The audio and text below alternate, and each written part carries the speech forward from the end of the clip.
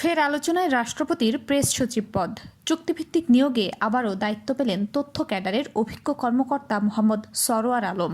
কিন্তু কে এই সরোয়ার আলম, কেনই বা আবার তাকে এই গুরুত্বপূর্ণ পদে আনা হলো? জনপ্রশাসন মন্ত্রণালয়ের প্রজ্ঞাপনে জানানো হয়েছে, রাষ্ট্রপতির প্রেস সচিব হিসেবে 1 বছরের জন্য চুক্তিভিত্তিক নিয়োগ পেয়েছেন তিনি। সরকারি চাকরি জীবনে দীর্ঘ সময় তথ্য ক্যাডারের দায়িত্ব পালন করেছেন সরোয়ার আলম।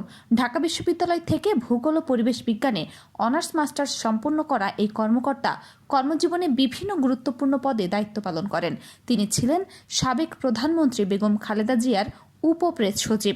এছাড়া বাংলাদেশ টেলিযোগাযোগ নিয়ন্ত্রণ কমিশন বিটিআরসি এবং বীমা উন্নয়ন ও নিয়ন্ত্রণ কর্তৃপক্ষেও গুরুত্বপূর্ণ দায়িত্ব পালন করেছেন। এর আগে 2024 সালের ডিসেম্বরে রাষ্ট্রপতির প্রেস সচিব হিসেবে নিয়োগ পান সরোয়ার আলম। তবে রাজনৈতিক পট পরিবর্তনের পর সেই নিয়োগ বাতিল করা হয়। নতুন করে আবারও তাকে একই পদে ফিরিয়ে আনা হলো। দীর্ঘ প্রশাসনিক অভিজ্ঞতা এবং সরকারি যোগাযোগ ব্যবস্থাপনায় দক্ষতার কারণেই পুনরায় এই দায়িত্ব দেওয়া হয়েছে বলে মনে করছেন সংশ্লিষ্টরা। আরও আপডেট খবর জানতে চোখ রাখুন আমাদের পর্দায়।